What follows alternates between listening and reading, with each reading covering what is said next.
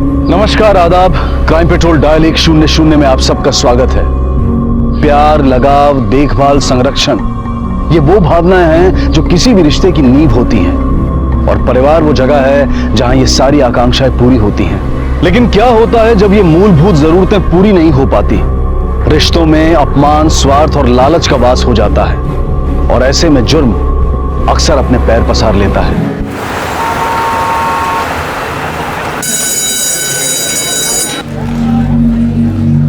कृष्णा, आज तूने फिर से होमवर्क नहीं किया ना? मैंने देखा था, तू आज भी क्लास के बाहर खड़ा था। बाबा को पता चला ना तो तुझ पे बहुत गुस्सा करेंगे। बाबा को बताएगा कौन? तू।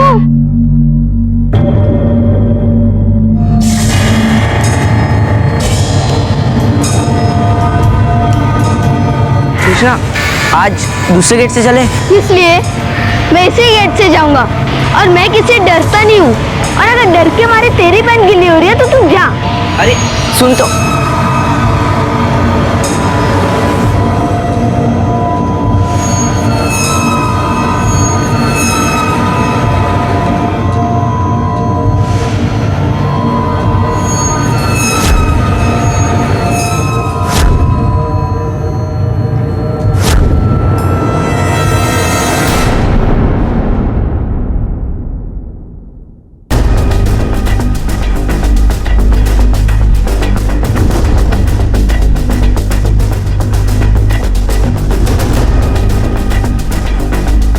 क्या हुआ था? सर वो यही है वो? हाँ दिल भैया, यही है वो। वो गन तुम्हारे पास कहाँ से आई थी? सर बंटी झूठी कहानियां सुना रहा है। सर मेरे पास गन कैसे आएगी? सर उसके पास गन है और ये पहली बार नहीं कि उसने हमें डरा है। ऐसे पहले भी है कि उसने हमें डरा है गन से।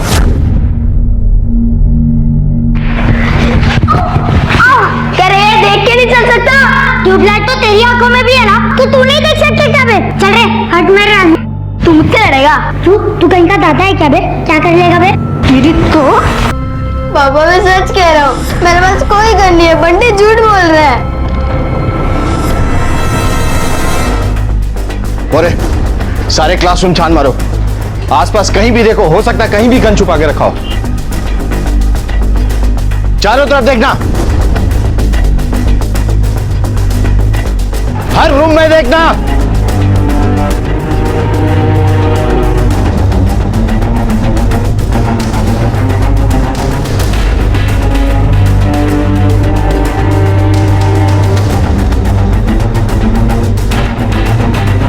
सर,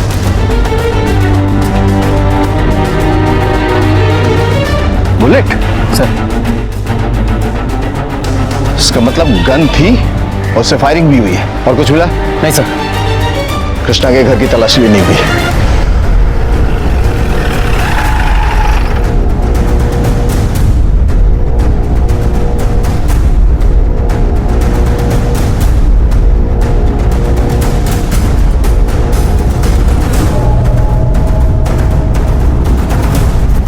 ऐसा नालायक बेटा होने से अच्छा है बे औलाद होना। इंस्पेक्टर साहब, आप इस नालायक को सीधे जेल में डाल दीजिए। ये क्या बोलते हैं तुम्ही? हमारा कृष्णा ऐसा नहीं कर सकता।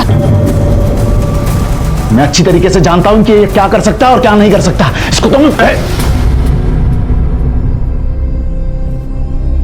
सर, ऊपर भी कुछ नहीं है। बेटा इधर आओ।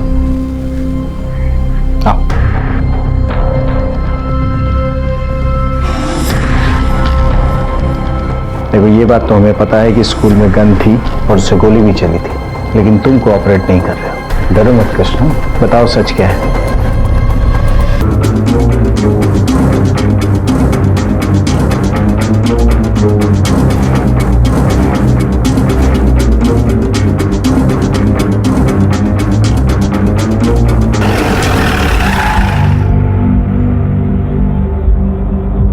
सर, बॉडी की शिनाख्त अब तक हो नहीं पाई है। हमने फोटोग्राफ्स आजू बाजू के सारे पुलिस स्टेशन में भेज दिए। पोस्टमार्टम रिपोर्ट आई? हाँ सर।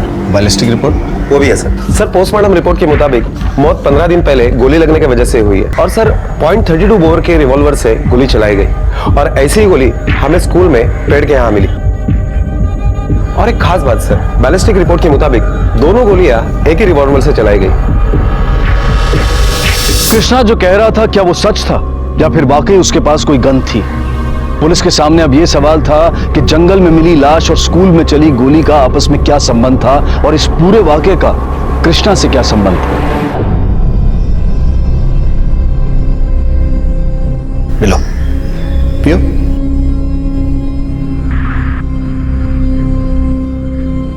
इसे पहचानते हो? 15 दिन पहले इस आदमी का कत्ल हुआ है और हमने पता किया है जिस गन से इसका कत्ल हुआ है वो अब तुम्हारे पास है और इस बेसिस पे तुम्हें हम यहाँ बंद कर सकते हैं। मैं सच कह रहा हूँ अंकल, मेरे पास कोई गन नहीं है। ये सच है कि वहाँ एक गन थी, पर वो गन मेरी नहीं, बंटी के भाई दिलीप की थी। तो ये बात तुमने पहले क्यों नहीं बताई हमें? अंकल मैं डर गया था।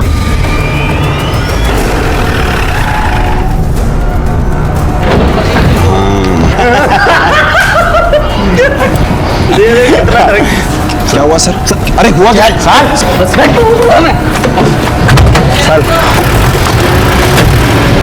वो गन तेरे पास कहां से आई थी? साहब मेरे पास कोई गन नहीं है। तेरा सारा काला चिट्टा है हमारे पास, समझा ना? बहुत मारामारी करता है, दादागिरी करता है तू। मारामारी के दर्जनों केस है तेरे ऊपर और कृष्ण ने तेरे बारे में हमें सब कुछ बता दिया है। गन तेरे पास ही थी ना उस दिन? साहब वो झूठ बोल रहा है, मेरे पास भी गन है ही नहीं, बल्कि गन तो खुद उसके पास थी। पहचानता ही से तू? नहीं साहब। कौन है? ये वो है जिसकी गोली लगने से मौत हुई है। वो गोली उस गन से चली जो तेरे पास है। साहब मैं सच कह रहा हूं, मेरे पास कोई गन नहीं है, गन कृष्णा के पास थी। ठीक है, देख लेते हैं कृष्णा के पास थी या तेरे पास थी। मोरे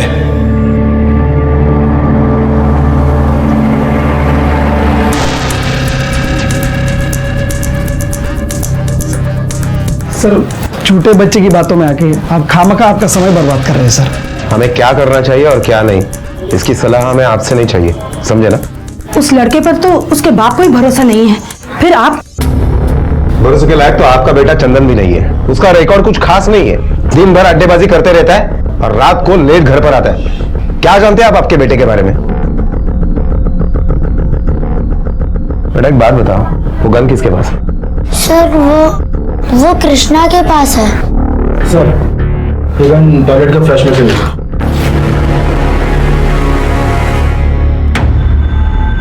अभी भी आपको कुछ कहना है? सब मैं मानता हूं कि गन मेरे पास थी, लेकिन मैंने मारा नहीं किसी को साहब। गन तेरे पास कहां से आई? साहब मैंने ये गन मैंने कुछ दिनों पहले आफ्ताब भाई से ली थी, बस दूसरों को डराने के लिए, उन पर रौब जमाने के लिए, बस। डराते डराते तूने किसी की जान तक ले लिया। नहीं साहब मैं सच कह रहा हूं, मैंने मारा नहीं किसी को। सच बोल रहा है ना तू?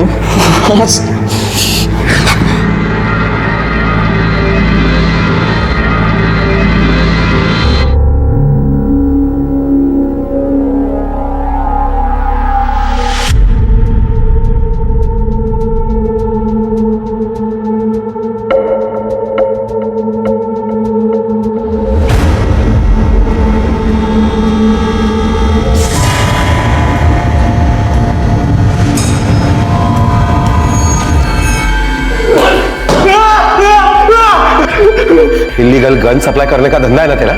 बोल, वो गन तेरे पास कैसे आई और तूने दिलीप को कब दी?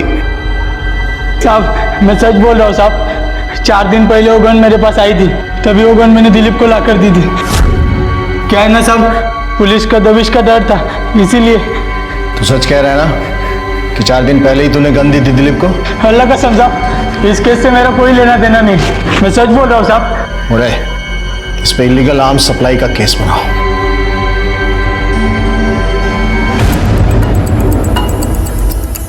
मोरे अगर 4 दिन पहले इसने गन दिया दिलीप को, तो 15 दिन पहले उसी गन से किसने मर्डर किया? सर बैलिस्टिक रिपोर्ट आ गई है और इसके मुताबिक हमें जो डेड बॉडी मिली उसका मर्डर दिलीप के घर से जो गन बरामद हुई उससे नहीं हुआ है। इसका मतलब कृष्णा ने हमसे झूठ बोला। कृष्णा ने पुलिस से झूठ कहा था एक तरफ एक 12 साल का लड़का गन लेकर घूम रहा था और दूसरी तरफ एक 20-22 साल का लड़का अपने घर के फ्लश में गन को छिपा कर रखता है और उनके माता पिता को इस बारे में कोई खबर नहीं थी। उन्हें ऐसा लग रहा था कि वो अपने बच्चों के प्रति अपनी जिम्मेदारियां पूरी तरह से निभा रहे हैं, पर क्या वो ऐसा कर रहे थे? बच्चों को सिर्फ स्कूल में एडमिशन दिलवाना, उनकी रोजमर्रा की जरूरतों को पूरा करना ही माता पिता की जिम्मेदारी नहीं है। उससे भी कहीं ज्यादा बड़ी जिम्मेदारी है उनके विकसित होते दिमाग में अच्छी बातें और अच्छे विचार डालना। दिलीप और आफताब को इल्लीगल आर्म्स रखने के जुर्म में गिरफ्तार कर लिया गया था और पुलिस ने कृष्णा के बारे में और जानकारी जुटाने का फैसला किया। साहब, हद से ज्यादा सख्ती तो बच्चों को बिगाड़ ही देती है और वही हुआ कृष्णा के साथ, वरना कृष्णा इतना बुरा नहीं है। हाँ, वो नॉटी है, उसने बहुत बच्चों को परेशान भी किया है, पर आज तक उसने कभी किसी पे हाथ नहीं उठाया। पढ़ाई में कृष्णा का बिल्कुल मन नहीं लगता सर, इसलिए घर में और स्कूल में दोनों जगह हमेशा डांट खाता है। ये मर्डर 15 दिन पहले हुआ है, लेकिन किसी ने भी कृष्णा के पास 15 दिन पहले से ये गन नहीं देखी। गन उसके पास 2 दिन पहले आई थी। सर, ये भी हो सकता है कि किसी ने मर्डर करके बाद में गन को छुपा दिया हो और इत्तेफाक से वो गन कृष्णा को मिल गई हो सकता है, पर मुझे ये जानना बेहद जरूरी है कि ये गन कृष्णा के पास कब, कैसे और कहां से आई। सर, इन सारे सवालों को जवाब खुद कृष्णा ही दे सकता है और वो इतनी आसानी से सारी सच्चाई नहीं बताएगा।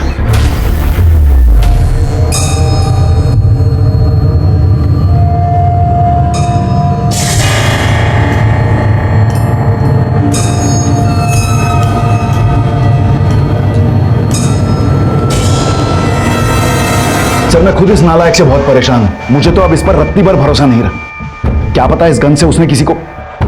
हमें नहीं लगता कि कृष्णा ने किसी का भी खून किया है, पर यह बात हम यकीन के साथ कह सकते हैं कि गन उसी के पास है और हम यही जानना चाहते हैं कि यह गन उसके पास कब और कैसे आई। साहब, इसके लिए आप हमसे क्या चाहते हैं? हम उससे अकेले में बात करना चाहते हैं। आप लोगों की परमिशन चाहिए। आपको उसके साथ जो करना है कीजिए। मेरा तो अब बस एक ही बेटा है, ये सचिन।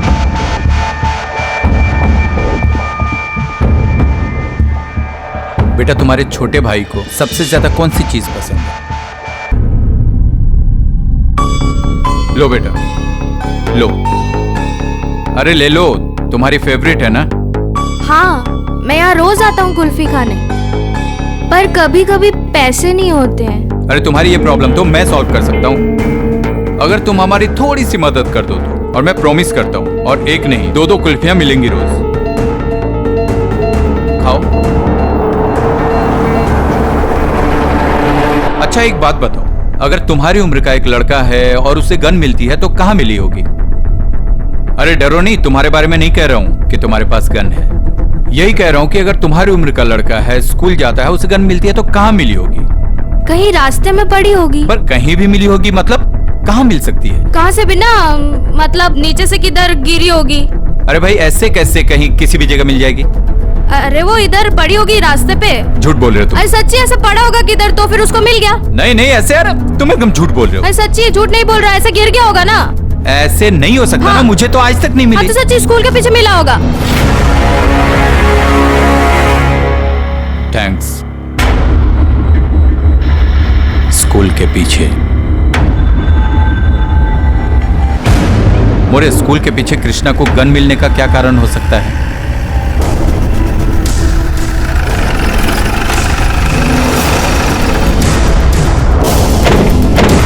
यही जगह बताई थी।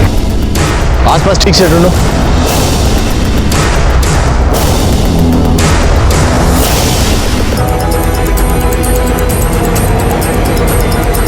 कहीं ये खून कृष्णा की आंखों के सामने तो नहीं हुआ? केस में एक नया मोड़ आ गया था। कृष्णा ने पुलिस को जो गन मिलने की जगह बताई थी, वहां एक और लाश मिली। पुलिस को वैसे तो इस बात पर पूरा यकीन था कि खून कृष्णा ने नहीं किया, लेकिन अब वो ये समझना चाह रही थी कि क्या कृष्णा ने खून होते हुए देखा था या फिर खून होने के बाद उसे यहां एक गन मिली। अगर कृष्णा ने यह मर्डर होते हुए देखा था तो वो इस केस को सॉल्व करने में एक महत्वपूर्ण भूमिका निभा सकता था। सर, बैलिस्टिक रिपोर्ट के मुताबिक यह मर्डर भी सेम गन से किया गया है और यह मर्डर 4 दिन पहले हुआ है। एक गन से 15 दिन पहले एक मर्डर होता है और 15 दिन बाद उसी गन से 4 दिन पहले दूसरा मर्डर होता है और वो गन अभी कृष्णा के पास है। सर मुझे लगता है कि इस मर्डर से कृष्णा का कुछ ना कुछ तो कनेक्शन जरूर है। देखो कृष्णा, डरो मत, हमें खुल के बताओ, तुमने किसी का खून होते हुए देखा है या किसी भी व्यक्ति को किसी को मारते हुए? कृष्णा, जो गन स्कूल में थी वो कहाँ है? हमें वो गन चाहिए। देखो, अगर तुम इसी तरह से चुप रहोगे और हमें कुछ भी नहीं बताओगे तो गन रखने के जुर्म में तुम्हें जेल भी भेजा जा सकता है। बेटा, सर को सब बता दो, इनसे कुछ भी मत छुपाओ। तुमने किसी का भी खून होते हुए देखा है?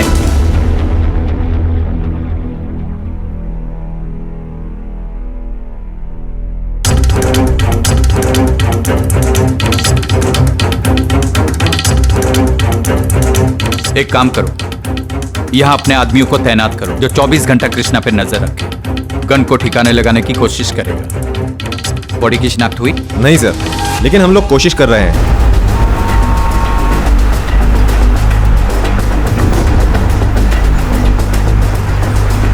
सर, 2 दिन पहले ये कार मुझे यहाँ मिली थी, पता नहीं कौन पार्क करके गया, अभी तक कोई लेने भी नहीं आया। सर आइए, ये है वो कार। चेक करा?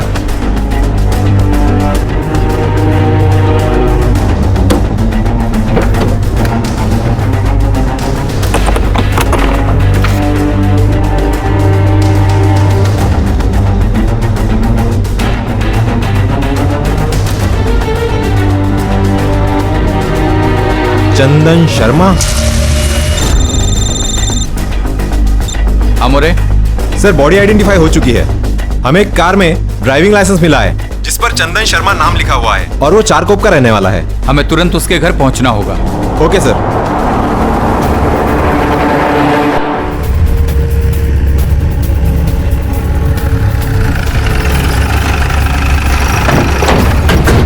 सर यही घर है।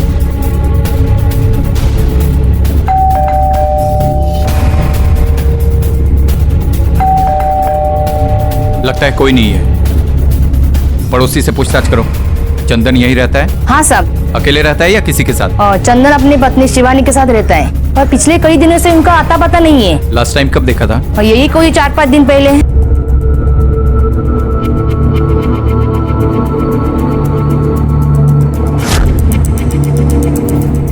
इसे पहचानती?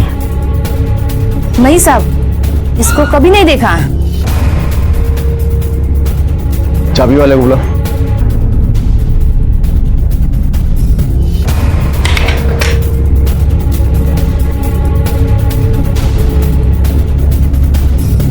यहाँ तो सब ठीक ठाक लग रहा है।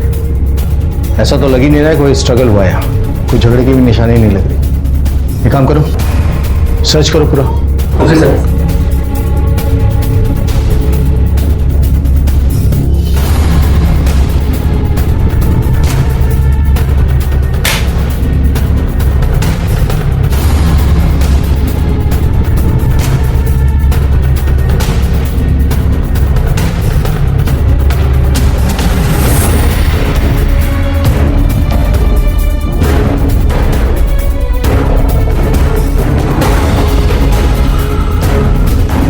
सर ये देखिए फोटोग्राफ में। यही है चंदन की पत्नी शिवानी? नहीं साहब, ये चंदन की बीवी नहीं है। हमें आपकी मदद चाहिए शिवानी का स्केच बनाने के लिए।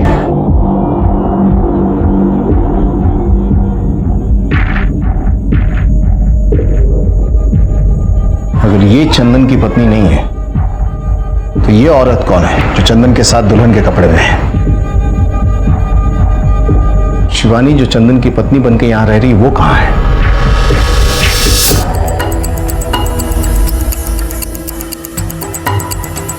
सर, डैमेज फोन मिला सर।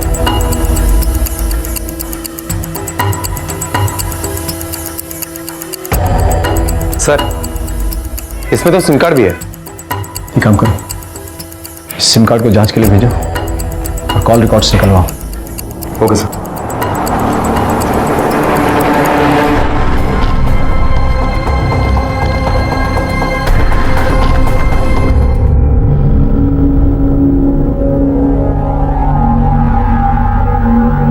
समझ में नहीं आता इस लड़के का क्या करूं मैं। इतनी छोटी उम्र में इतना सारा झूठ, और अब ये रिवॉल्वर। इसमें गलती शायद हमारी है, हम इसे समझ नहीं पाए। जब भी बात की डांट के ही की, प्यार से बात तो सिर्फ सचिन के साथ की। अगर कृष्णा आज गलत राह पे चल रहा है तो इसमें गलती हमारी है।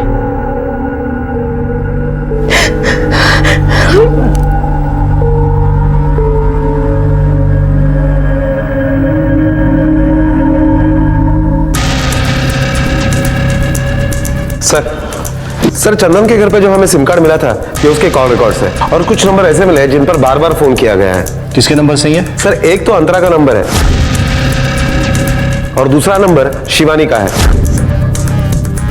लेकिन शिवानी का फोन अभी स्विच ऑफ आ रहा है। शिवानी का नंबर सर्वेलेंस पे डालो और एक टीम को अलर्ट करो। कहो जैसे कोई हरकत हो हमें बताएं, और अंतरा का एड्रेस पता करो। Okay sir.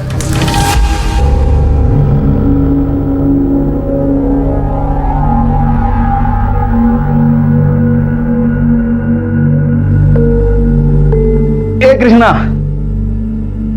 ए कृष्णा, चल मैं तुझे कुल्फी खिला दूं। अरे देख क्या रहा है, चल कुल्फी खा के आते।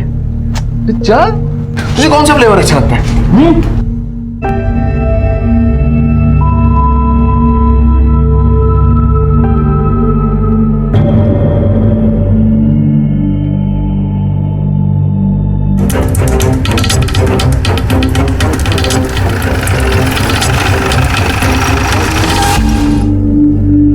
अच्छा अंतरा देखो, मैं अभी ऑफिस जा रहा हूँ और शाम को तैयार रहना, हम घूमने जाएंगे और फिर डिनर पे।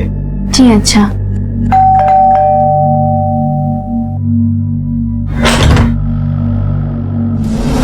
आप लोग यहाँ कैसे, और बात क्या है? क्या बात है? अंतरा कहाँ है? उससे कुछ पूछताछ करनी है। पर बात क्या है?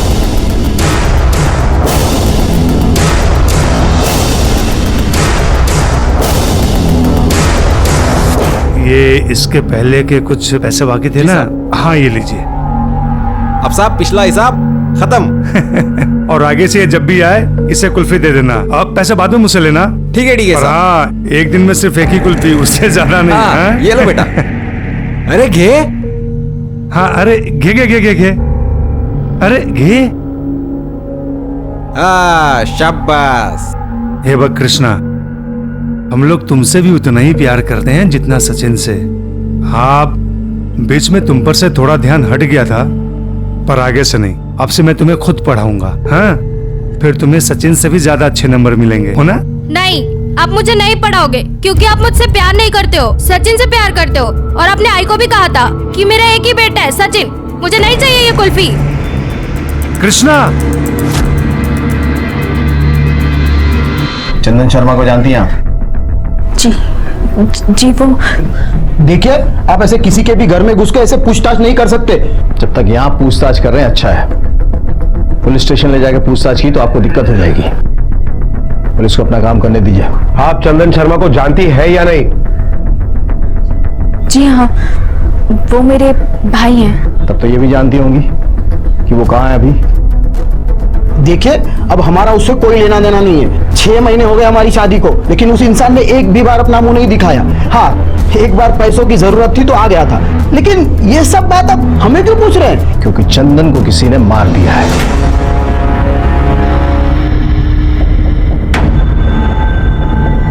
संभाल अपने आप को।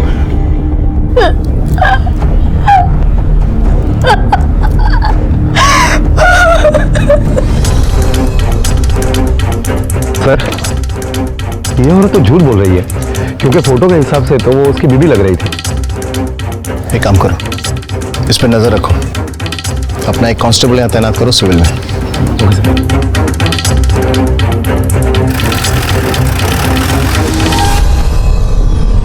तू ऐसा क्या बोलतस कि तुझे कोई प्यार नहीं करते? मैं तुझे प्यार नहीं करती? हाँ, तेरे बाबा तुझे प्यार नहीं करते? सचिन तुझे प्यार नहीं करता? हाँ बोल ना सचिन। मैं तो करता ही हूँ ना। बाबा मेरे से प्यार नहीं करते, बस मारने को आते हैं और आप भी उनका साथ देते हो। कृष्णा बाळा हे बघ इधर आ. अरे असं काही नाही रे. हं? देख जो हो गया सो हो गया. अभी से हम दोनों दोस्त. हं? नहीं हम तीनों साथ में पढ़ेंगे, खेलेंगे, टीवी देखेंगे. हो कि नहीं? आप मारोगे तो नहीं? नहीं मारूंगा, सच में नहीं मारूंगा तुम्हें. हाँ पर इसका मतलब ये नहीं कि तुम बदमाशी करो. मैं भी बदमाशी नहीं करूंगा. प्रॉमिस? प्रॉमिस. सचिन अरे बाबा वो हाई फाई देते. हाँ हाई फाई. लेकिन अभी हम सब लोग एक साथ खाली फायर करेंगे. पहले अच्छा. और मैं भी. अरे चंदन के कत्ल के पीछे मोटिव क्या हो सकता है? अगर तस्वीर वाली बात पे गौर करें तो ऐसा लगता है कि अंतरा उसकी पहली बीवी है. लेकिन सर अगर अंतरा उसकी पहली बीवी है तो उसको भाई क्यों बुलाएगी? यही बात तो समझ में नहीं आ रही है. या तो अंतरा ने अपने पति के साथ मिलकर चंदन को खुद मारा या फिर किसी और से मरवाया, या उसकी अब की पत्नी शिवानी ने उसे मारा और अब गायब है. साथ ही हमें यह भी पता करना पड़ेगा कि जो बॉडी हमें सबसे पहले मिली थी उसमें और चंदन की बॉडी में कोई कनेक्शन है या नहीं.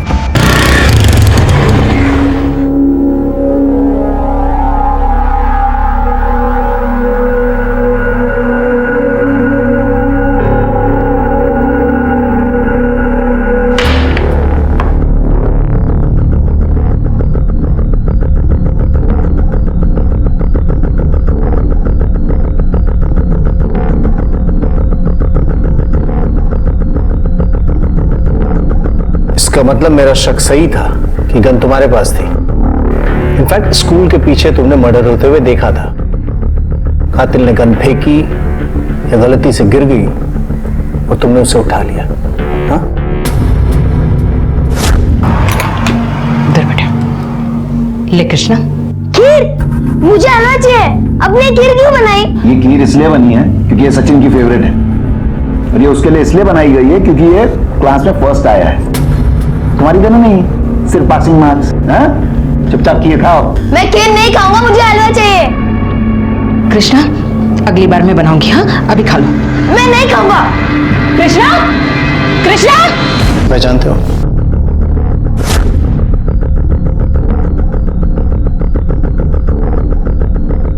और इसे? नहीं सर, इनमें से कोई नहीं है. तुमने उस औरत को देखा था. अगर उसका हुलिया याद हो और हमारी मदद करो उसका स्केच बनवाने में तो अच्छा होगा. सर अब मैं आपसे कुछ झूठ नहीं बोलूंगा. मैंने खून होते हुए देखा था पर दूर से.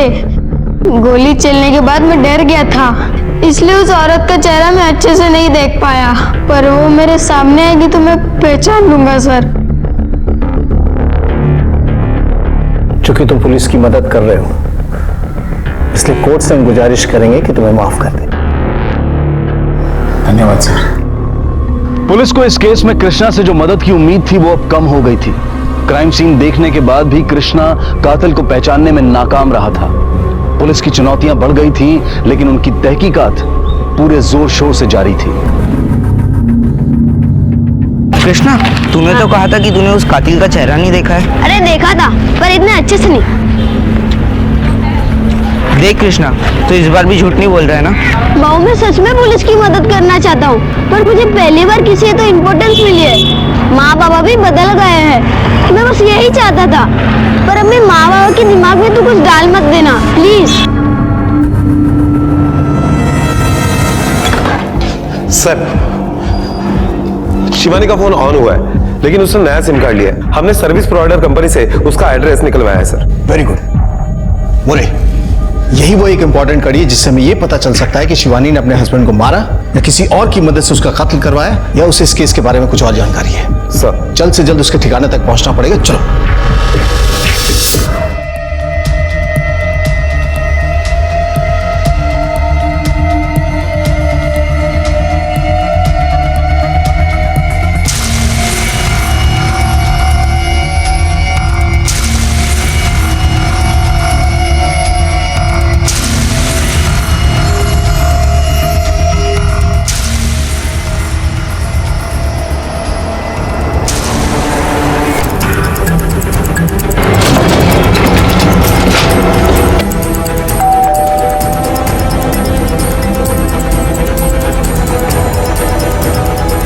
लगता है घर पे कोई नहीं है। रतन, एक काम करो, सिविल ड्रेस में यहाँ पर निगरानी रखो, और जैसे कुछ पता चलता है तुरंत हमें खबर कर देना। सर, ठीक है।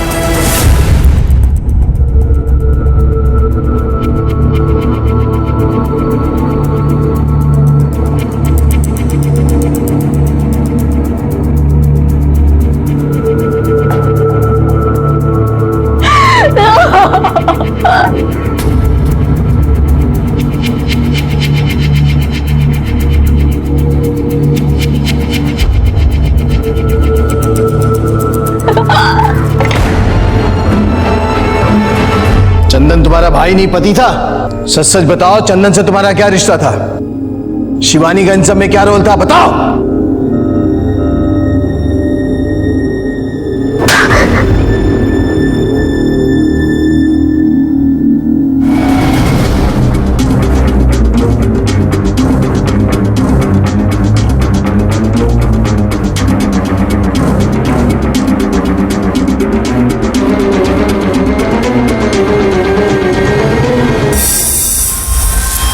Hello sir.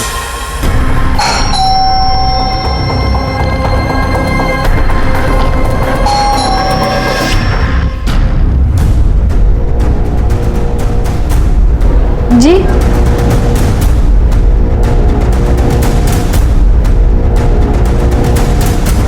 हमें आपके पति से मिलना है। कहाँ है वो? साहब, वो तो घर पे नहीं है, बाहर गए। कब गए? 4-5 दिन पहले।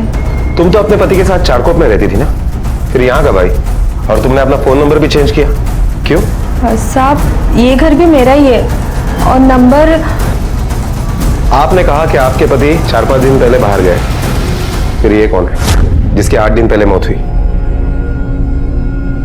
चंदन। देखो, ये नाटक बंद करो, क्योंकि हमें पता है कि तुमने अपने पति का खून किया, फिर तुम यहाँ रहने के लिए आई और अपना नंबर भी चेंज किया, है ना? नहीं साहब, मैं क्यों खून करूंगी? मैं अपना पति का खून क्यों करूंगी? हमारे पास तुम्हारे घर का सर्च वारंट है, सगळं घर नीट बघा, बघा काही सापडतंय का?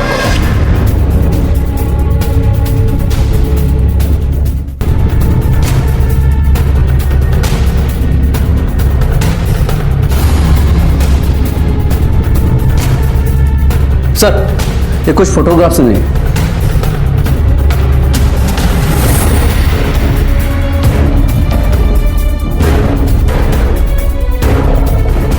इतने सारे दूल्हा दुल्हन के फोटो, और हर फोटो में पंडित और कन्यादान करने वाले माँ बाप भी सेम है। ये बताओ कि तुम लोग की शादी कैसे हुई थी? कि सर, हमारी शादी तो मैट्रिमोनियल ऐड के थ्रू हुई थी। इनमें से किसी को जानते हो? सर, यही तो पंडित है जिसने हमारी शादी करवाई थी। यही चंदन और अंतरा के माता पिता है जिन्होंने कन्यादान किया था। न जाने इस चंदन की कितनी बहनें हैं और न जाने इसके माँ बाप ने कितने कन्यादान करवाए हैं। सब यही वो भटजी है जिन्होंने हमारी शादी करवाई थी। क्या हुआ साहब? चलो बड़े साहब। अरे मैंने खुद पे किया सब। चलो। हाँ साहब, चंदन मेरा पति था। मैं इस धंधे में और आगे नहीं जाना चाहती थी, इसलिए मैं वहां से आ गई और अपना नंबर भी चेंज कर दिया। धंधा? कैसा धंधा? साहब, शादियों का धंधा। चंदन सबसे पहले खूबसूरत और भोली भाली लड़कियों को अपने जाल में फांसता था, जो कि अनाथ होते थे या फिर गरीब घर से। पहले तो खुद शादी करता था उनसे, उसके बाद रईस, बुढ़े, बदशक्ल, अपाहिज आदमियों से उनकी जबरदस्ती शादी कराता था, जिन्हें लड़कियां नहीं मिलती थी शादी के लिए, और इसके बदले मोटी रकम मांगता था उनसे। मैंने बहुत समझाने की कोशिश की उसे। इस बात पे हम दोनों के बीच झगड़े भी हुए, लेकिन वो नहीं माना साहब। उसने तुम्हारी बात नहीं मानी, इसलिए तुमने उसे मार दिया? नहीं साहब, मैंने उसे नहीं मारा। वो जैसा भी था वो मेरा पति था। पहचानती हो इसे? साहब, ये तो मंजूनाथ है। ये भी चंदन का क्लाइंट था। एक लड़की की शादी इससे भी कराई थी चंदन ने। इसकी बीवी का पता बताओ। बताती हूँ साहब।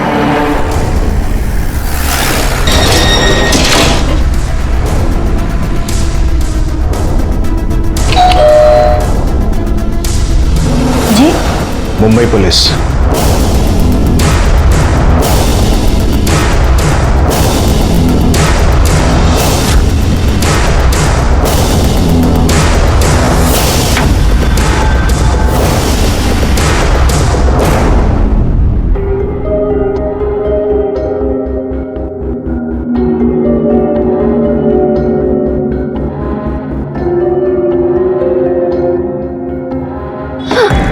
सर यही औरत है। हाँ साहब, मैंने ही मारा उस जानवर को। उसके लिए पत्नी नहीं थी मैं, बस एक इस्तेमाल की चीज थी। शादी के बाद मुझे बहुत मारता पीटता था, मेरी जिंदगी एकदम नरक बना दी थी। उस चंदन ने मुझे इस नरक में ढकेला, इसीलिए मैंने चंदन को भी मार डाला। मैं भी चाहती थी प्यार करने वाला पति मिले, पर मुझे चंदन जैसा दरिंदा मिला जिसने मुझे शराबी जुआरी के हाथों बांध दिया साहिब। और मैं तो अपने घर भी वापस नहीं जा सकती थी, बहुत बदनामी होती है साहिब। एक दिन मैंने अपने पति को चंदन से मिलने की बात करते सुना। चंदन मेरे भाई, अरे कहाँ है भाई? अरे नहीं यार चंदन, मैंने ट्राई किया था। अच्छा मिलते हैं ना कल ठीक 9 बजे। और उसी दिन मैंने ठान लिया कि मैं दोनों से बदला लूंगी। मेरे पति के पास एक इलीगल गन थी जो मैंने चुरा लिया और उसका पीछा किया। मैं दोनों को साथ तो नहीं मार सकती थी, इसलिए मैंने अपने पति को पहले मार डाला। नहीं, तुम मुझे नहीं मार सकती हो, मैं तुम्हारा पति हूँ मौसा। 15 दिन बाद मैंने उस चंदन को भी उसके किए की सजा दे दी साहिब। करने की जगह तुमने पुलिस की मदद ली होती तो वो जिंदा सलाखों के पीछे होते, तुम यहां नहीं होती। शिवानी को चंदन के फ्रॉड्स में उसका साथ देने के लिए और उपासना को चंदन और मंजूनाथ के कत्ल के लिए गिरफ्तार कर लिया गया है। चूंकि कृष्णा ने पुलिस की मदद की थी, इसलिए कोर्ट ने उसे हथियार रखने के जुर्म में वार्निंग देकर छोड़ दिया है। चंदन ने जिन लड़कियों के साथ फ्रॉड किया था, उनमें से ज्यादातर अपने घर वापस नहीं जाना चाहती थी, क्योंकि उन्हें लगता था कि उनके परिवार वाले समाज के डर से उन्हें वापस नहीं अपनाएंगे। ऐसे परिवारों द्वारा अपनी बेटियों को संरक्षण ना देने की वजह से लड़कियां इस जुर्म का शिकार हुई और उनमें से उपासना तो अपराधी भी बन गई। जरूरत है ऐसी मानसिकता को बदलने की, जरूरत है परिवार में आपसी रिश्तों को मजबूती देने की, ताकि अगर घर का कोई भी सदस्य मुश्किल में पड़ जाए तो हम उसका सहारा बन सकें। इसी विचार के साथ अब मैं अनूप सोनी आपसे विदा लेता हूं। फिर मुलाकात होगी अगले एपिसोड में एक और चौंका देने वाले केस के साथ। तब तक अपना और अपने परिवार का ख्याल रखें और देखते रहें क्राइम पेट्रोल डायल 100। सबक एक को सीख हम सबको। जय। नमस्कार, आदाब। क्राइम पेट्रोल डायल 100 में आप सबका स्वागत है। जिंदगी अगर सांप सीढ़ी का खेल है तो 1 से 100 तक पहुंचने की कोशिश सपनों की उन सीढ़ियों को पकड़ने की होती है जो हमें उस पड़ाव तक पहुंचाएं जहां से हमें अपनी मंजिल करीब दिखाई देती हो। माना कि हम गिर कर उठ सकते हैं, लेकिन अगर कोई ऐसा गिरा दे कि जिंदगी उस अंक पर आकर ठहर जाए जहां से गिनती न सीधी चल सकती है और न ही उल्टी। Cosmos orthopaedic and spine hospital की तरफ से मैं संजना तिवारी आज आपको बताऊंगी कि हमारे हॉस्पिटल ने स्पोर्ट्स थेरेपी के जरिए ऐसे पेशेंट्स को ठीक किया है जो कभी बिस्तर से भी नहीं खड़े हो सकते थे। तो चलिए जानते हैं कुछ पेशेंट्स से उनके एक्सपीरियंस। तो सर आप बताइए आपको क्या हुआ था? मेरी बॉडी के आधा हिस्से को लकवा मार गया था, लेकिन यहाँ के ट्रीटमेंट के बाद अब मैं धीरे धीरे ठीक हो रहा हूँ। देखिए अब मैं हाथ भी उठा सकता हूँ। जी, जैसा कि देखा आपने कि हमारे हॉस्पिटल ने इतना अच्छा ट्रीटमेंट किया है। तो चलिए चलते हैं दूसरे पेशेंट की तरफ। बद्री सुन यार, चल जल्दी चल। ओहो अच्छा, तो होने वाली भाभी का दीदार हो रहा है।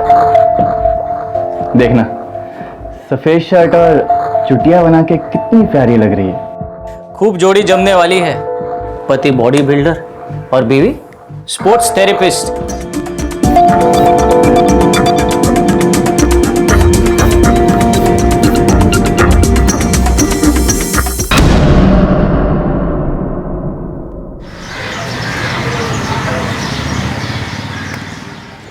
बाबा, ये कॉस्मोस हॉस्पिटल का जो मालिक है ना, बड़ा ही चालाक निकला। मुझसे एंकरिंग करवा के पब्लिसिटी करवा रही हॉस्पिटल की, लेकिन एक्स्ट्रा पैसे नहीं दिए। पर हाँ, कह रहा था कि इंटर्न से परमानेंट कर देंगे। हाँ तो जो है ना सो ठीक है, सपोर्ट थेरेपिस्ट बन गई ना। अब जल्दी से कोई लड़का ढूंढो और इसका ब्याह कर, उम्र बढ़ता जा रहा है इसका। माँ, अभी शादी वादी नहीं करना है हमें। बेटा वो सब तो ठीक है, लेकिन बेटी तो पराया धन होती है ना। पापा प्लीज, आप ये पराया वराया मत किया करिए।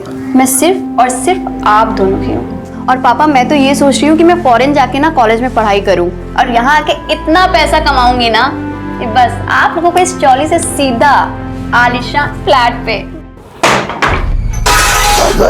ये कौन तमाशा किया का? हरिंदर का, अरे का तमाशा? हरिंदर, हरिंदर, जय सिया राम। अरे कंप्यूटर फूट जाएगा बेटे, कंप्यूटर छोड़ फुट। हमारी पूछ में आग लगाएगा? हम तुम्हारी लंका जला देंगे। चाचा सुनो सुनो सुनो, देखो लंका भी जल गई और रावण भी मर गया। देखो ये रही सीता मैया साक्षात आपके सामने अपने राम जी के साथ, है ना? है ना? हाँ, पर सीताराम तो हमारे दिल में भी है। लंका कांड खत्म, उत्तराखंड शुरू। हम चले किष्किंधा, सुग्रीव जी से मिले। जाओ श्रीलंका चले जाओ। रोज रोज कोई ना कोई तमाशा खड़ा करता रहता है। कह रहे हैं कि हमने बानर भैया को गांव भेज दो, तो काहे नहीं भेज देते हो? अरे अब गांव में बचा ही कौन है उसका देखभाल करने वाला? ठीक है, कोनो दिन लंका समझ के घर में आग लगा देगा, खड़े होके तमाशा देखते रहना। तुम भी जौन मुंह में आता है बोले जाती हो।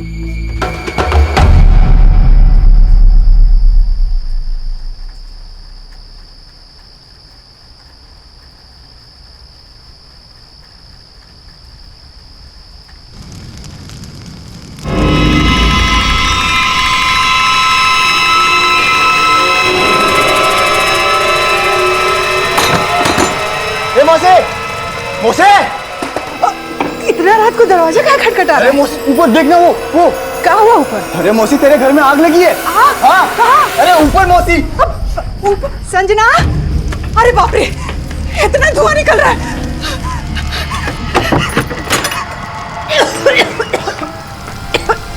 संजना, संजना,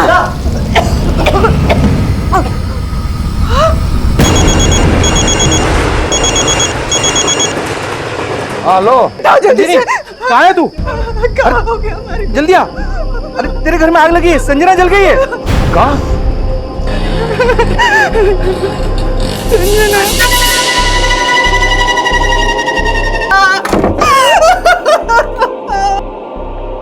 ये एक हादसा था या आपराधिक साजिश, ये सवाल अब भी लुप्त थे। फिलहाल संजना को बचाने की कोशिश हो रही थी।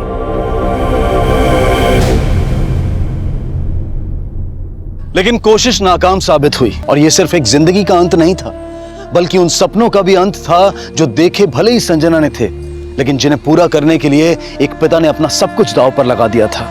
और दुख की बात यह थी कि उंगलियां भी उस पिता पर ही उठने वाली थी।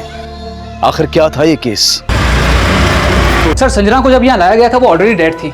उसकी अपर बॉडी में तो कुछ नहीं हुआ, लेकिन हाँ उसकी लोअर बॉडी बिल्कुल जल चुकी थी। सिस्टर, मेरी बेटी संजना को यहाँ लाया गया ठाकुर चौल से, जल गई थी। एक बर्न केस आया था पर वो पेशेंट बची नहीं।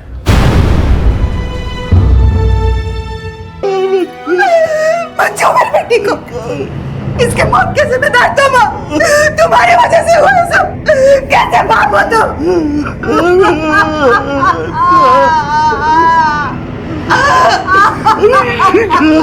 साहब, मेरी बीवी मुझे नहीं हरिंद्र को कोस रही थी। हरेंद्र? ये हरेंद्र कौन? मेरा छोटा भाई, दिमागी हालत ठीक नहीं है उसकी। सालों पहले गांव की रामलीला में हनुमान को रोल कर रहा था। एक हादसे में सर पे चोट लग गई, तब से खुद को हनुमान समझता है और बोलता रहता है कि लंका जला दूंगा। मेरी बेटी भी जलकर मरी है साहब, तो मेरी बीवी को लगता है कि कहीं हरिंद्र तो नहीं। ये हरेंद्र मिलेगा कहाँ?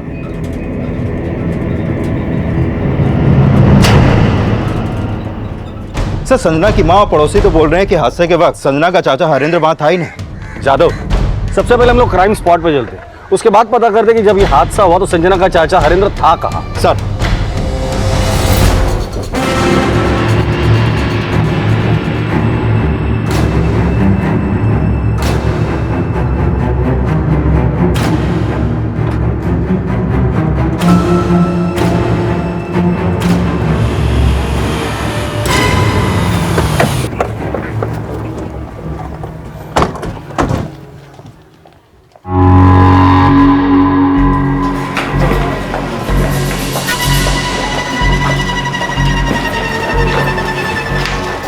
जाओ तुम चाल में जाके पूछताछ करो सर। और जादव तुम उस चाचा के बारे में पता करो, तब तक मैं ऊपर कमरे में जाता हूँ। सर।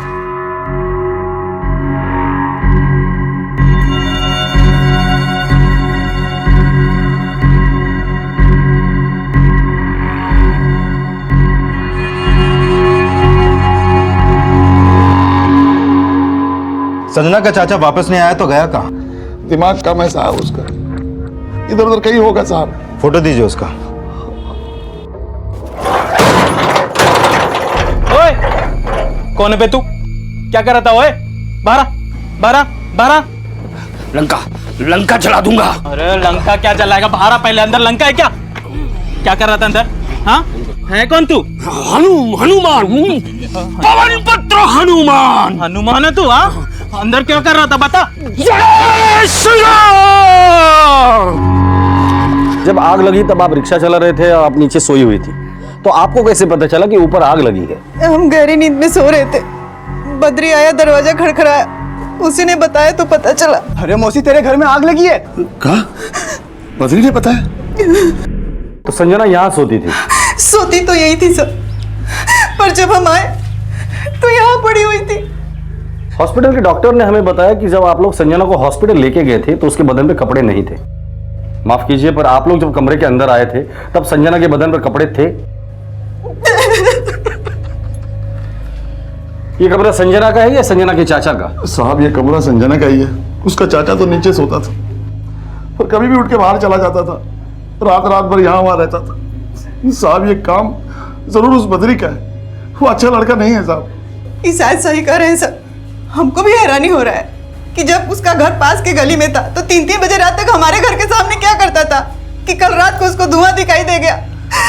जरूर उसी ने मेरी बेटी को मारा होगा सर, पक्का यकीन हो गया हमको। लेकिन ये बद्री आपकी बेटी को क्यों मारेगा? शादी करना चाहता था संजना से, पर हम लोगों ने मना कर दिया था। देखिए भाई साहब, सालों से हम एक दूसरे को जानते हैं, तो हम ये सोच रहे थे कि क्यों नहीं ये जान पहचान रिश्तेदारी में बदल दे। कहने का मतलब बद्री संजना को पसंद करता है और संजना भी बद्री को चाहती है। बद्री ने बताया हमें, इसलिए हम ये रिश्ता लेकर आए हैं। बद्री ने तो हमें ऐसा कभी कुछ नहीं बोला, और वैसे भी अंकल मैं अभी शादी नहीं करना चाहती। हमारा मना करना बद्री के माँ बाप को अच्छा नहीं लगा, और ये बद्री ने तो हद ही कर दी।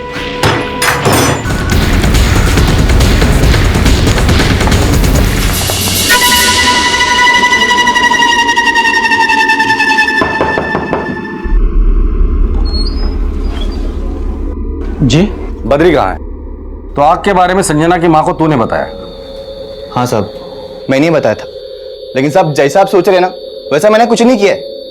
साहब ये वो संजना का पागल चाचा है ना, जय श्री राम। पक्का उसी ने आग लगाई है और भाग गया। तूने देखा उसे आग लगाकर भागते हुए? नहीं साहब, देखा तो नहीं है। तो रात को 3 बजे तू संजना के घर के बाहर क्या कर रहा था? वो साहब मैं तो अपने दोस्त के घर पार्टी करने गया था, वहीं से वापस आ रहा था तो देखा कि संजना के घर से धुआं धुआं निकल रहा, तो मुझे लगा कि आग लगी होगी। सीधा उसकी माँ को जाकर बताया साहब। तो उसका नाम बता। तुषार। नंबर दे उसका। आप जिस नंबर को डायल कर रहे हैं वो इस समय स्विच ऑफ है। फोन बंद है सर। साहब वो सोया होगा ना, कल लेटर पार्टी किया ना। लेकिन साहब मैं सच्ची बोल रहा हूँ, मैं उसी के घर पे था। आई शपथ। एड्रेस बोल उसका। सर संजना की बॉडी हमें जिस हालत में मिली उससे तो लगता है कि उसे सेक्सुअली असॉल्ट किया गया होगा। लेकिन सर एक बात खटक रही है, संजना की माँ पहले अपने पति को कोस रही थी और अब अपने पति के साथ सुर बदल के बद्री पर आरोप लगा रही है। हमको भी हैरानी हो रहा है कि जब उसका घर पास के गली में था तो 3-3 बजे रात तक हमारे घर के सामने क्या करता था। जब तक संजना का चाचा हरेंद्र नहीं मिलता कहानी समझ में नहीं आएगी। ये बद्री ने जो स्टेटमेंट दिया है उसे क्रॉस वेरीफाई करो और पड़ोसियों से पूछताछ करो, क्या किसी ने उस रात कुछ देखा था क्या?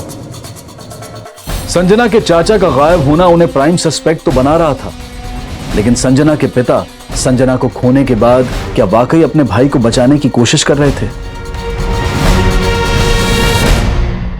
हम कितना बार बोले कि जवान बेटी के रूम में अपने पागल भाई को मत जाने दो, पर तुम हमारी एक बात नहीं सुनी। तुमको अभी भी ऐसा ही लगता है कि आग हरेंद्र ने लगाई? आग नहीं लगाई होगी, पर ये सब उसी की वजह से तो हुआ है। संजना का कमरा खुला छोड़ के भाग गया होगा, पता नहीं क्या क्या हुआ होगा हमारी बेटी के साथ।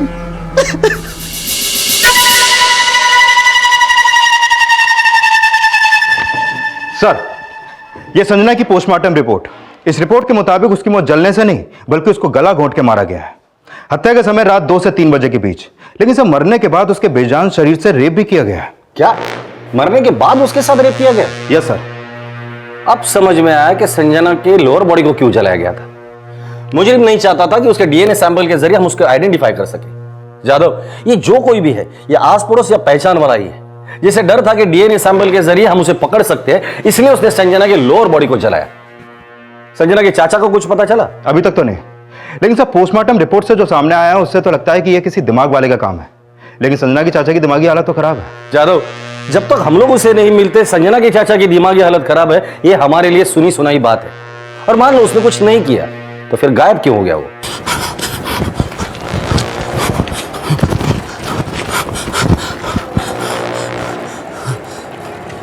ये कौन सी नगरी आ गए हम? न अशोक वाटिका दिख रही है, न सीता मैया।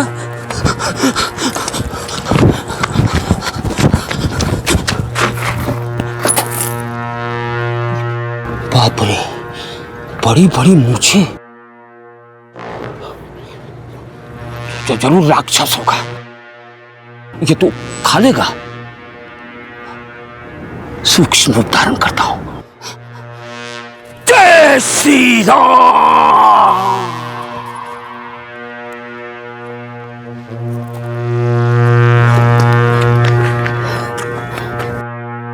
साहब, हरेंद्र को लंका और रामलीला के अलावा कुछ सोचता ही नहीं। इसमें कोई शंका नहीं है कि उसकी दिमागी हालत ठीक नहीं। चलो माना कि उसकी दिमागी हालत ठीक नहीं है, लेकिन अंजनी जी, जिस आदमी की दिमागी हालत ठीक नहीं होती वो रेप तो कर ही सकता है ना? रेप?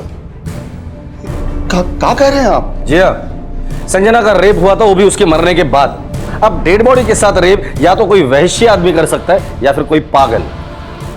साहब, वो पागल भले ही है, लेकिन संजना को हमसे कम प्यार नहीं करता था।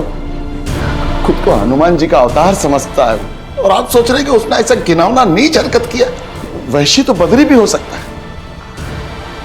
उसकी गलत नजर थी हमारी बेटी पे।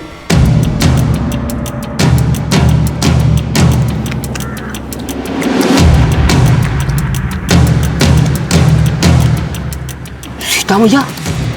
लंका में सीता मैया? असली रूप धारण करना पड़ेगा।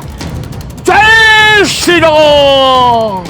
मैया, सीता मैया, मैया, सीता मैया। चलो मैया, मैं लंका से ले जाने आया हूँ मैया। मैं पवन पुत्र हनुमान मैया।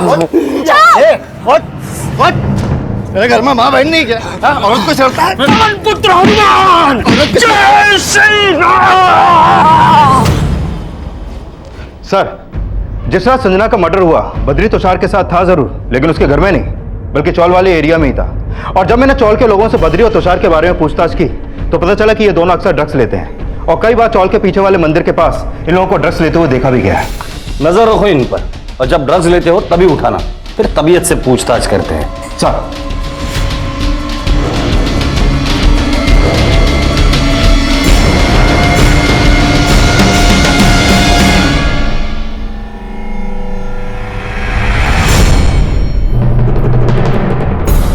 पकड़ो ना। उठ।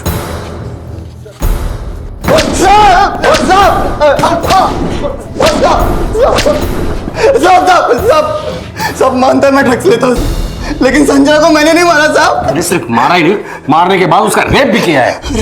नहीं साहब, मैंने कोई रेप नहीं किया साहब। साहब, पक्का उसके पागल चाचा ने किया। चाचा का नाम तो तू लेगा ही। संजना को मारने के बाद तूने चाचा को भी गायब किया है ना? साहब, उसको गायब करके मुझे क्या मिलेगा साहब? मैंने कुछ नहीं किया साहब। तूने कुछ नहीं किया तो क्या तेरे दोस्त ने किया? संजना को मैंने कभी गलत नजर से नहीं देखा, उसको तो मैं भाभी मानता था साहब। तू चाहता था वो हुआ नहीं। क्यों? तू जानता है ना उसी ने किया ये कांड। मुझे नहीं पता साहब बद्री ने क्या किया। उस रात को तो मैं 3 बजे ही घर चला गया था। चला? हाँ, मिलते हैं कल। बाय। उस दिन जब मैं तुषार से मिलके वापस आ रहा था ना, तो देखा कि संजना के कमरे से पूरा धुआं धुआं निकल रहा है। तो उस दिन झूठ क्यों बोला हमसे कि तू तुषार के घर पे पार्टी करने गया था, जबकि तू तेरे ही एरिया में था? साहब, वो क्या है ना कि अगर उस दिन सच बोलता तो सीधा शक मेरे ऊपर ही आता साहब, जबकि ना तो मैंने संजना को मारा नहीं साहब, उसके चाचा को गायब किया है। तो तेरे कहने का मतलब है ये सब कुछ उसके चाचा ने किया है? हाँ साहब, उसका चाचा दिखता पागल था साहब, लेकिन पागल नहीं था साहब, बहुत शाना था साहब। आपको पता है, औरतों को ना मोहल्लों में छूता था साहब, और जब पकड़ा जाता था तो सीता मैया करता था साहब। साहब पागलपंती की आड़ में सब करता था। उसे नहीं किया है साहब, मैंने कुछ नहीं किया है साहब।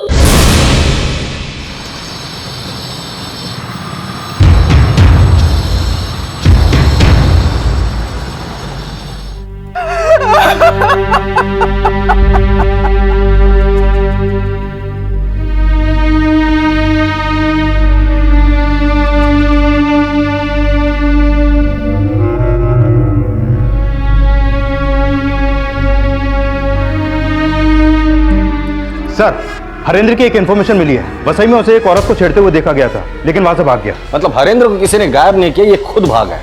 औरत को छेड़ते हुए देखा है तो हो सकता है कि संजना का रेप और मर्डर भी इसी ने किया हो।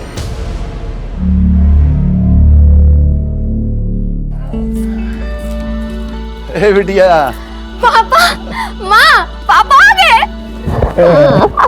दीजिए सामान। अच्छे से आ गए। हाँ, सब ठीक है। हाँ। जीव विज्ञान में 82, भौतिक विज्ञान में 90 और रसायन विज्ञान में 92। शाबाश, दिल खुश कर दियो। शाबाश सुबह, सब ठीक है। अब कोनो लड़का ढूंढो, इसका शादी करा दो। पापा, माँ को समझाइए ना, ये शादी वादी अभी हम नहीं करना चाहते हैं, हमको और पढ़ना है अभी। आपको तो पता है ना कि कॉलेज गांव से कितना दूर है। आप तो रहते हैं शहर में, हम इसको कॉलेज वॉलेज नहीं भेजेंगे, कह देते हैं। हाँ, तो काम करो, अब तुम भी हमारे साथ शहर में आ जाओ। अब हम बिटिया को मुंबई में पढ़ाएंगे। जय श्री राम। अरे चलो, जय श्री राम, जय श्री राम। अरे भैया, अरे चलो, काहे परेशान कर रहे हो उसको? जय श्री राम। मैया मैया करते करते शांति की साड़ी खींच दिया ये। देखो भैया, उसका दिमाग ठीक नहीं है तो पता है ना सबको। अरे हम संजना को नहीं, बल्कि इस पगले को यहाँ लाके गलती की है। सही कह रही थी तुम, उसको यहाँ लाना ही नहीं चाहिए था।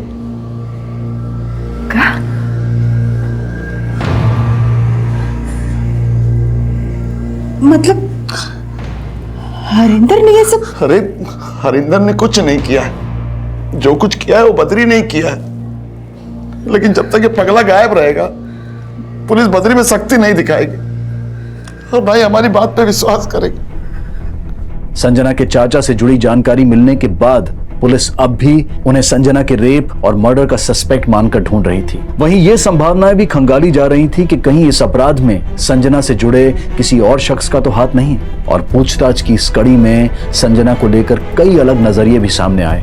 साहब, संजना का चाचा तो पागल था, पर संजना भी कोई कम शानी नहीं थी। मतलब? साहब, 5-6 साल पहले जब गांव से आई थी ना, तो एकदम सीधी सादी थी, पर जैसे ही शहर की हवा लगी तो सलवार कमीज से जीन्स टी शर्ट और जीन्स टी शर्ट से ना जाने क्या क्या पहनने लगी। साहब, संजना को हमेशा से एक लड़का छोड़ने आता था, और जिस रात संजना का मर्डर हुआ, मैंने उसको संजना के घर में जाते हुए भी देखा था। अब संजना का किसी लड़के से कोई चक्कर नहीं था, उसका पूरा ध्यान अपने लक्ष्य पे था। वो तो विदेश जाके पढ़ना चाहती थी। लेकिन हमें पता चला है कि जिस रात संजना के साथ हादसा हुआ, उस रात 12 बजे कोई लड़का संजना से मिलने आया था। नहीं साहब, किसी ने आपसे झूठ बोला होगा। मेरी संजना को कोई बदनाम करने की कोशिश कर रहा है सर। हमारी बेटी ऐसी नहीं थी। बेटी चाहे जैसी भी थी, लेकिन बाप भी कुछ कम नहीं था। वो देश विदेश सब ड्रामा था। उसे तो संजना की शादी भी नहीं करनी थी, उसे सिर्फ संजना की कमाई से मतलब था, बस।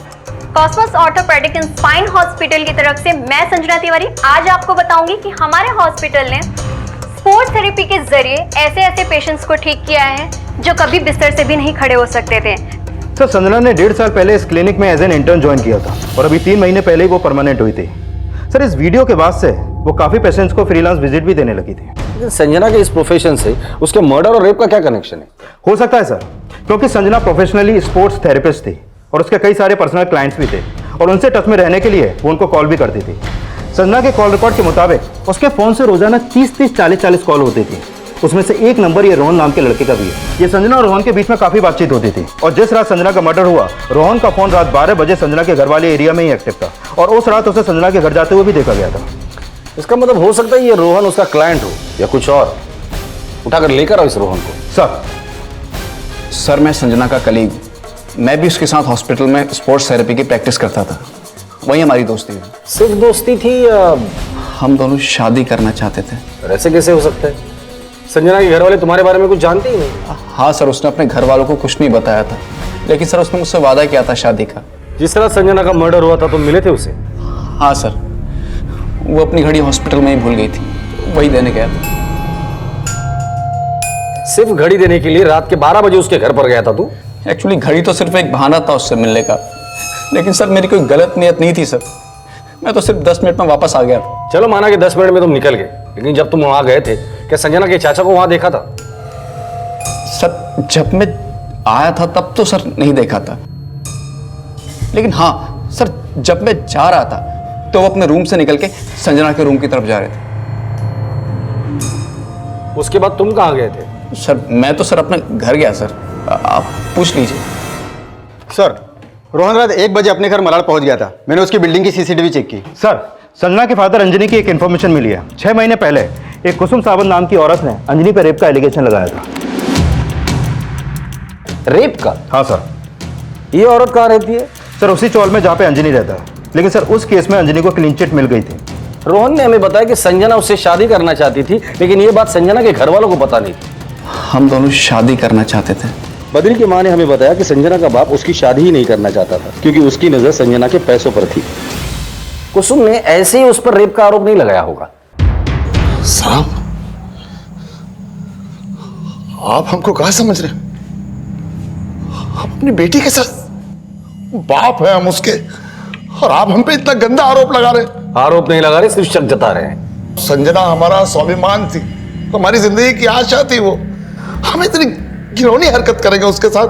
हम रात रात भर रिक्शा इसलिए चलाते थे ताकि संजना के सपने साकार हो सके, और आप हम पे रेप का इतना घिनौना आरोप लगा रहे। रेप का आरोप तो कुसुम ने भी लगाया था आप पर। वो आरोप तो खारिज हो गया था, डीएनए भी हुआ था हमारा। मतलब आप जानते हैं कि डीएनए टेस्ट से आरोपी पकड़ा जा सकता है, इसलिए संजना के केस में वो संभावना ही मिटा दी। अब चाहे तो बिना इल्जाम के हमें फांसी पर चढ़ा दे, लेकिन ऐसा घिनौना आरोप ना लगाया। हाथ जोड़ते हैं आपके। माना साहब, अंजनी पे आरोप साबित नहीं हुआ, लेकिन मेरा रेप हुआ था। तुमने अंजनी पे आरोप क्यों लगाया था? मैं उस दिन देर से घर लौट रही थी, तभी अचानक से पीछे मेरे सर पे किसी ने मारा। मुझे लगा कि अंजनी मेरा रेप करके उसे हॉस्पिटल ले जाने का नाटक कर रहा था। तुम्हें किसी और पे शक नहीं हुआ? मैं नहीं जानती कि किसने मेरे साथ क्या किया, मेरी ज़्यादा बदनामी ना हो इसलिए चुप रह गई। हो सकता है कि कुसुम का रेप अंजनी ने नहीं बल्कि हरेंद्र ने किया हो, और अंजनी हरेंद्र को बचाने की कोशिश कर रहा है। और यह भी हो सकता है कि संजना का रेप भी हरेंद्र ने किया हो, और खानदान की बदनामी ना हो इसलिए हरेंद्र को अंजनी ने गायब किया हो। लेकिन एक मिनट सर। हेलो,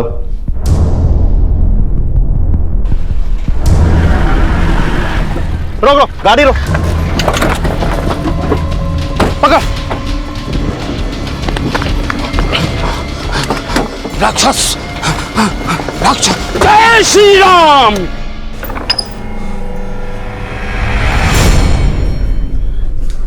काहे ले गए थे पुलिस वाले आपको? बोल काहे नहीं रहे? क्या हुआ? कुछ बोल काहे नहीं रहे आप? बोलिए ना। पुलिस वाले बोले कि वो सब हम किए हैं संजना के साथ। हमारे तो मन में आ रहा था कि ट्रेन के नीचे जाके जान दे दे अपनी, और ये सोच के रोक लिए अपने आप को कि तुम्हारा क्या होगा। अंजनी, अरे तेरा भाई आया था, लेकिन पुलिस वाले उसको उठा के ले गए। लंका जला देंगे हम। जय श्री राम, जय श्री राम, जय श्री राम। सर हरेंद्र से बात करके तो यही लग रहा है कि उसकी दिमागी हालत ठीक नहीं है। ठीक है, उसे मेंटल चेकअप के लिए भेज दो, और हाँ उसका डीएनए टेस्ट करो। कुसुम रेप केस में कुसुम की जो मेडिकल रिपोर्ट है उससे उसका डीएनए मैच करो। साहब हम सुने कि आप लोग हरिंदर को लेके आए। साहब उसने कुछ नहीं किया है, वो पागल है साहब, उसने कुछ नहीं किया ना हमने कुछ किया है साहब। ये पता लगाना हमारा काम है। अब संजना के साथ साथ कुसुम रेप केस भी सॉल्व हो जाएगा। सर संजना के चाचा हरेंद्र का डीएनए कुसुम की मेडिकल रिपोर्ट से मैच नहीं करता है और हरेंद्र की मेंटल रिपोर्ट से भी साफ है कि उसकी दिमागी हालत ठीक नहीं। जिस रात ये कांड हुआ संजना के साथ उसका चाचा मौजूद था, इसीलिए तो संजना के रेप और मर्डर के बाद वो वैसे ही भाग गया। इसके पीछे क्या राज हो सकता है? सर पिछले 2 दिन से साइकोलॉजिस्ट उसका बयान लेने की कोशिश कर रहे हैं, लेकिन वो सिर्फ लंका और सीता मैया के अलावा कुछ बोलता ही नहीं है। अभी तक हम संजना के बाप और उसके चाचा को ही सस्पेक्ट मान रहे थे, लेकिन सस्पेक्ट तो बद्री और तुषार भी है। एक काम करते हैं, अंजनी से कहते हैं कि हमें उस पर पूरा विश्वास है और अपने भाई से बात करके ये पता करे कि उस रात संजना के साथ क्या हुआ था। देखते हैं क्या सामने आता है, कोई कहानी या हकीकत। लंका जला देंगे। अरे चुप, लंका लंका मत करो। जो हम पूछ रहे हैं ना उसका ठीक से जवाब दो। जब संजना यहाँ थी, हमारा मतलब है जब सीता मैया यहाँ थी तो ये हनुमान जी क्या कर रहे थे? जय श्री राम। पकड़ो इसे। हम लंका जला देंगे, लंका जला देंगे हम। जय श्री राम, जय श्री राम, जय श्री राम, जय श्री राम। अबे रुक, पकड़ उसको। रुक रुक रुक, चल चल चल। सीताहरण, हाँ चल। सीताहरण, सीताहरण। अबे उठ। सीताहरण, सीताहरण, सीताहरण, सीताहरण, सीताहरण। आपका भाई भाग गया तो कहानी खत्म हो गई। संजना के साथ रेप हुआ है। सर वो एक जगह बैठ गया, हिलने का नाम ही नहीं ले रहा। शायद वहां पे कुछ हुआ था। सीताहरण, सीताहरण, सीताहरण, सीताहरण, सीताहरण। अरे हरिंदर, अरे क्या तमाशा कर रहे हैं आप? सीताहरण, सीताहरण, सीताहरण, सीताहरण। अंजनी जी, ये बार बार सीताहरण सीताहरण बोल रहे हैं, ये ऐसा तो नहीं कि संजना के साथ यहाँ कुछ हुआ है? पूछिए जरा। सीताहरण। हरेंद्र, सीता मैया का हरण हुआ यहाँ? सीताहरण, सीताहरण। कौन किया? राक्षस, राक्षस। सीताहरण, सीताहरण, सीताहरण, सीताहरण, सीताहरण, सीताहरण। ये क्या कहना चाह रहा है कुछ पता नहीं, लेकिन यहाँ कुछ हुआ जरूर है जो इसने देखा है। स्कूल के बाहर 3 सीसीटीवीज है, एक अंदर की तरफ है जो हमारे काम का नहीं, लेकिन ये 2 हमारे काम के हैं। यादव, स्कूल में जाकर जिस रोज संजना गायब हुई थी उस रात के सीसीटीवी फुटेज निकालो। सर स्कूल में सामने की तरफ जो सीसीटीवी कैमरा लगा है वो खराब है, उधर से कोई फुटेज नहीं मिला, लेकिन गली की तरफ जो सीसीटीवी कैमरा लगा है उसकी फुटेज इसमें है। लगाओ।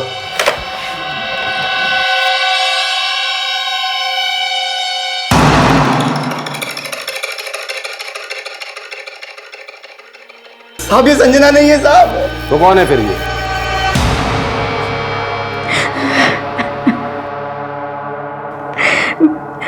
साहब उस रात ही नहीं, वो दोनों हर रोज मेरा रेप करते थे।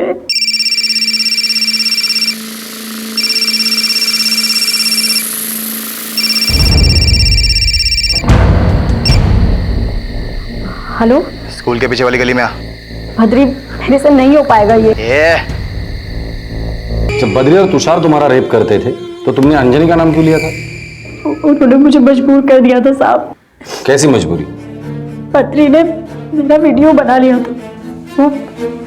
वो मुझे हर रोज ब्लैकमेल करता था। उसके बाद उसने अपने दोस्त को भी बुला लिया। वो दोनों मिलकर रोज मेरा रेप करते थे।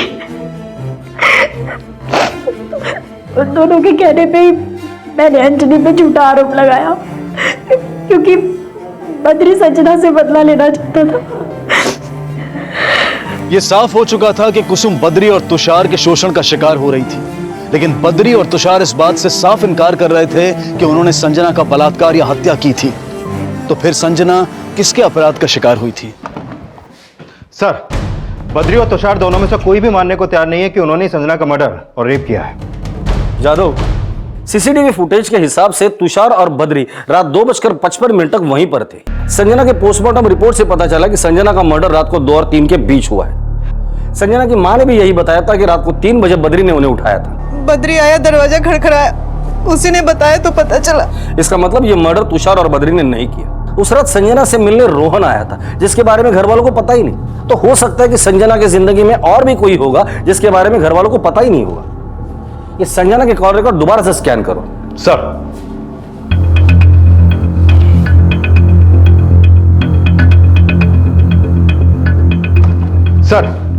संजना के कॉल रिकॉर्ड में 7 पेशेंट्स ऐसे हैं जिनके घर संजना पर्सनल ट्रीटमेंट के लिए जाती थी, लेकिन ये लोग कभी संजना के घर आए या नहीं, इसका कोई लीड नहीं मिला। सर, पता चला है कि संजना जिस क्लिनिक में काम करती थी उसका मालिक उससे नाराज था, क्योंकि हॉस्पिटल के क्लाइंट को फ्री नर्स ट्रीट करती थी। नाम क्या है उसका? गणेश अय्यर, 65 साल का आदमी है। संजना के मर्डर वाली रात उसका फोन उसके खुद के घर के पास एक्टिव था। सर, हो सकता है उसने किसी को हायर किया हो संजना का मर्डर करने के लिए। संजना का मर्डर और रेप किसी के रंजिश का नहीं बल्कि हवस का नतीजा है। वैसे भी अगर हम संजना के बाप पे शक कर सकते हैं तो इस 65 साल के गणेश अय्यर पे क्यों नहीं? इस गणेश अय्यर का कॉल रिकॉर्ड अच्छे से चेक करो और पता करो कॉल रिकॉर्ड से और कोई नंबर क्राइम लोकेशन पे मौजूद था या नहीं। सर, संजना के पेशेंट में एक करण भुल्लर भी है। करता क्या ये? टीवी एक्टर है सर, सुना है वुमेनाइजर है, काफी लड़कियों से अफेयर भी है इसके। सर, मुझे तो पता भी नहीं कि संजना रहती कहाँ थी। लेकिन संजना का तुम्हारे घर पे आना जाना था। जी हाँ सर, वो एक्सीडेंट के बाद मुझे चलने में बहुत तकलीफ होती थी, इसलिए उसे घर बुला के फिजियोथेरेपी के सेशंस ले रहा था। धीरे से पूरा पैर रखने की कोशिश करिए। Very good. अभी देखिएगा कुछ दिनों में ना दौड़ने भी लग जाएंगे। सर, एक स्पार्क था उस लड़की में। हाँ, मुझसे 5 साल छोटी थी, लेकिन जिस तरह मुझे मोटिवेट करती थी, आई वाज रियली इम्प्रेस्ड। ये तुम्हारी fees. Thank you so much. No problem. Sir, वो बहुत एम्बिशियस लड़की थी। मुझे तो बहुत बड़ा धक्का लगा जब मुझे पता चला उसके साथ इतना बुरा हुआ। क्या उसके जिंदगी में ऐसा कोई था जो ये सब कर सकता है? Sir, not sure. जी, संजना मेरे ही हॉस्पिटल के लिए काम करती थी और मैं इस बात को लेकर अपसेट था कि वो मेरे कुछ पेशेंट्स को पर्सनल विजिट देती थी, लेकिन इस बात को लेकर मैं उसका मर्डर थोड़ा ही करवा दूंगा सर। संजना के रेप और मर्डर का केस क्रैक करने के लिए पुलिस संजना से जुड़े लगभग हर शख्स से पूछताछ कर रही थी, लेकिन पुलिस को अभी तक कोई भी स्ट्रॉन्ग लीड नहीं मिली थी। लेकिन संजना के साथ हुए अपराध का राज संजना के चाचा जानते थे और ये जल्द ही सामने आने वाला था। लो भैया, फल खा लो। नहीं, हनुमान जी फल नहीं खाएंगे, नहीं खाएंगे। काहे? सीता मैया बोलेगी तब हनुमान जी फल खाएंगे। सीता मैया हाँ बोल दिए, खाओ फल। अरे सुनो, कहाँ जा रहे हो? अरे भैया,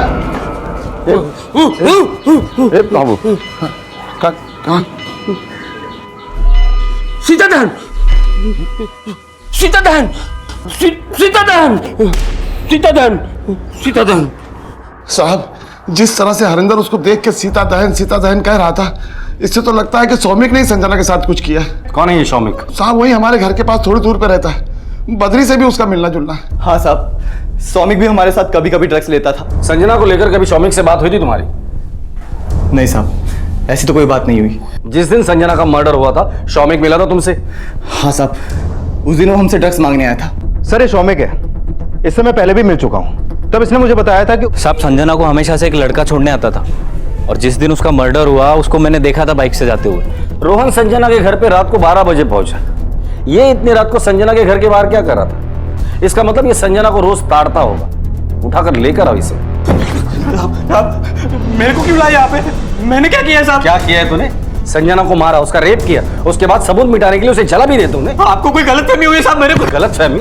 साहब, आप मेरे को हाथ नहीं लगा सकते। सबूत क्या है आपके पास साहब?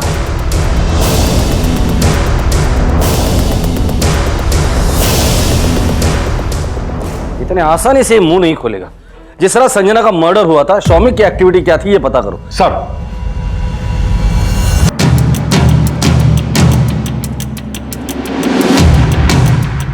यह सौमिक रहता है और सीसीटीवी कैमरा में जरूर कुछ ना कुछ कैप्चर हुआ होगा। आओ।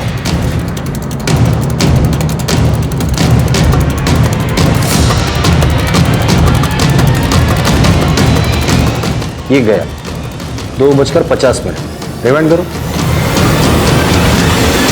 बस 2:15। मतलब ये 2:15 पे गया और 2:50 पे वापस आया। ये 35 मिनट संजना के घर पर ही था। और सर, पोस्टमार्टम रिपोर्ट के मुताबिक संजना का मर्डर भी रात 2 से 3 बजे के बीच ही हुआ था।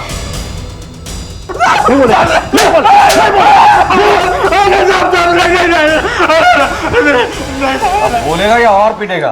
बता दो साहब, अच्छी लगती थी साहब मेरे को।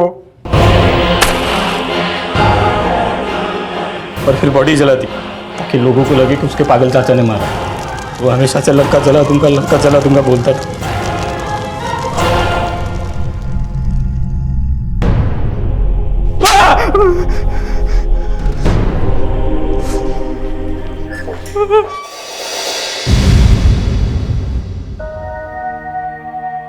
संजना को एक काबिल स्पोर्ट्स फिजियोथेरेपिस्ट बनाने के लिए संजना और उसके माता पिता ने अपना दिन रात एक कर दिया था, लेकिन उन्होंने कल्पना भी नहीं की थी कि उनके सपने एक ही झटके में धराशायी हो जाएंगे।